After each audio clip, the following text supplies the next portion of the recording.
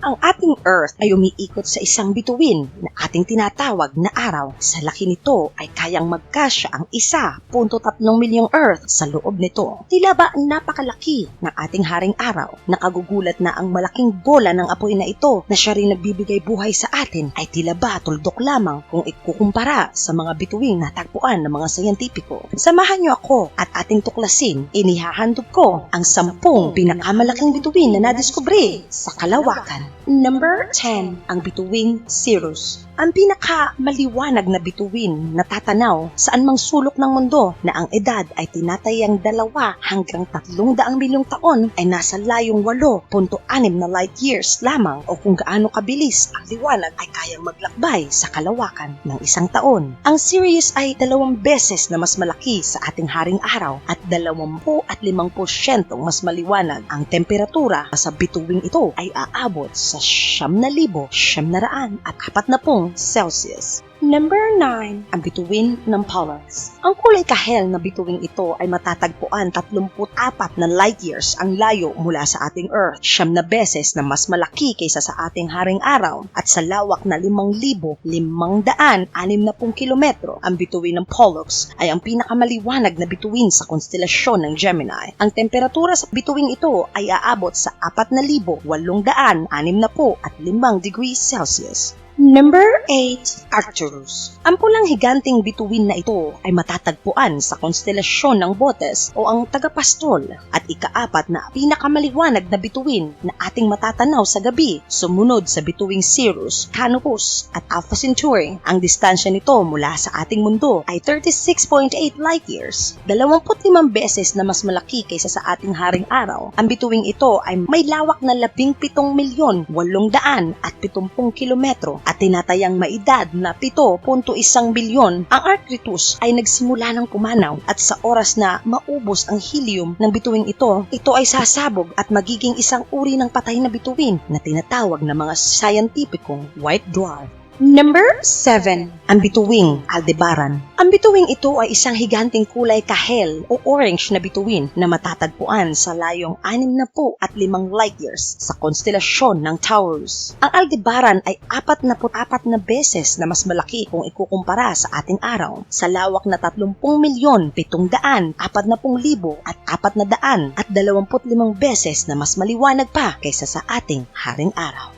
Number 6, ang bituing Rigel. Ang pinakamaliwanag na bituin sa konstelasyon ng Orion at ang ika-7 pinakamaliwanag na bituin sa kalangitan na natatanaw mula sa Earth ay nasa layong 860 light years. Ang Rigel ay 78 beses na mas malaki kaysa sa ating haring araw at sa lawak na 74,250,000 kilometro. Ang temperatura sa bituing ito ay aabot sa 11,000 degree Celsius. Number 5, Antares. Ang pinakamaliwanag na bituin sa konstelasyon ng Scorpion ay tinatayang 850 beses na mas malaki kung ikukumpara sa ating araw. Kung ito ay ilalagay sa gitna ng ating solar system, ang lapad nito ay lalagpas hanggang sa orbit ng planet na Mars. Sa layong 550 light years mula sa Earth, 57 beses mas maliwanag kaysa sa ating haring araw. Sa edad na 12 milyong taon, ang bituing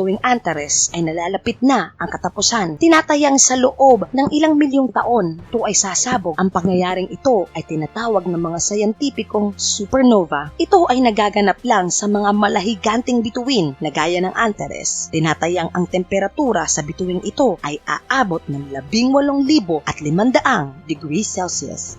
Number 4, ang Betelgeuse. Ang pulang higanting bituing ito ay ang ika-9 na pinakamaliwanag na bituing matatanaw sa kalangitan ng Earth at pumapangalawa sa pinakamaliwanag sa konstelasyon ng Orion. Sa layong 640 light years sa Earth, ang lawak ng bituing ito ay 820,700,000 kilometro. Ang mga higanting pulang bituing gaya nito ay tinatayang malapit ang pumanaw 1,200 beses na mas malapad kung ikukumpara sa ating haring araw. Ang temperatura na tinatayang umaabot sa 3,600 degrees Celsius. Number 3, ang higanteng Mu Cepi. Ang pulang Ang higanteng bituing ito ay matatagpuan sa konstelasyon ng Cepheus, isa sa pinakamalaki at pinakamaliwanag na bituin sa ating galaxy, ang Milky Way. Sa layong 6,000 light years mula sa Earth, ang MU-SEP-E ay 1,420